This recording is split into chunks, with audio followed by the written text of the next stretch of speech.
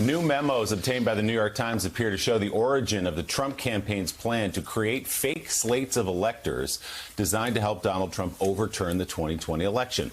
According to that new reporting from the Times, one memo issued 15 days after Election Day show how the Trump campaign sought to buy itself more time to overturn the results. Quote, at the heart of the strategy, the Times reports, was the idea that their real deadline was not December 14th, when official electors would be chosen to reflect the outcome in each state, but January 6th, when Congress would meet to certify the results.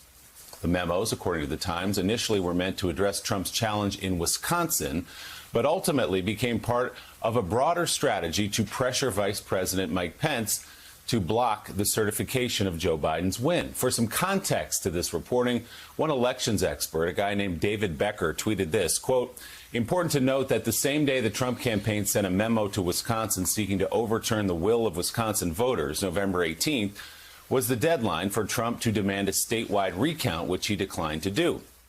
It was 2 weeks before Wisconsin's deadline to certify the election. In essence, what this reporting demonstrates is that Trump was trying to overturn results that weren't even certified yet, and which he didn't think were worthy of statewide recount. So, Joe, this is just 2 weeks, after the election. Donald Trump just explicitly, according to these memos in his campaign, trying to put different people in place who would change the results of the vote. I mean, you couldn't be any more clear on Donald Trump's intent here. I mean, it is such a scam, and Wisconsin reveals him for the scam artist that he is. Just like he was talking about rigged elections in the summer of 2020 when he knew he was going to lose the election. 6 months before the election or 5 months before the election even took place. Here, Jonathan Lemire, Donald Trump is seeking an alternate set of electors, despite the fact he didn't challenge the voting for a recount, and it was even before those recounts were certified. So he didn't know what the results were going to be. He didn't care what the results were going to be. He knew that he lost on Election Day, so the only thing he cared about was, or he lost from the votes cast on Election Day and the absentee ballots. And so he was, no matter what, he was just going to claim it was rigged and put up these scam set of electors.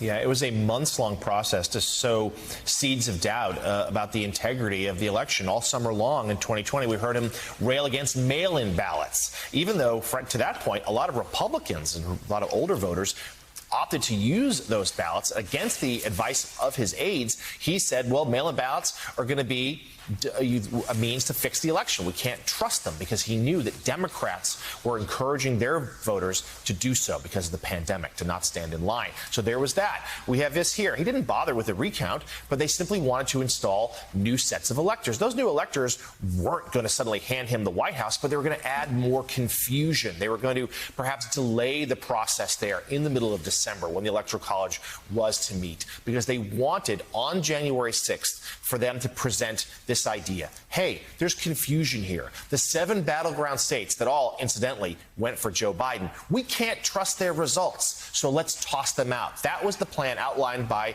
John Eastman in those memos. We can't trust those 7 states.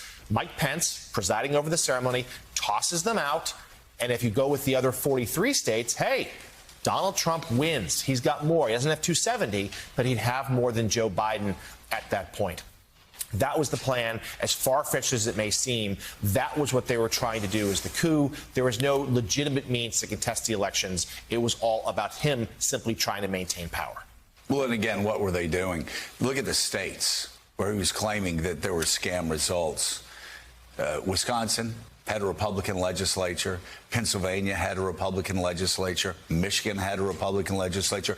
We said on this show months ahead of time, count it Election Day, count all of the votes Election Day, because there was a proposal to do it like Florida does, or else this is exactly what's going to happen. And it happened. Florida, another swing state, had a Republican legislature. Georgia had a Republican legislature. I mean, and a Republican Secretary of State and a Republican governor. Again, this is Donald Trump. And this all shows intent, that it was just a scam from the very beginning.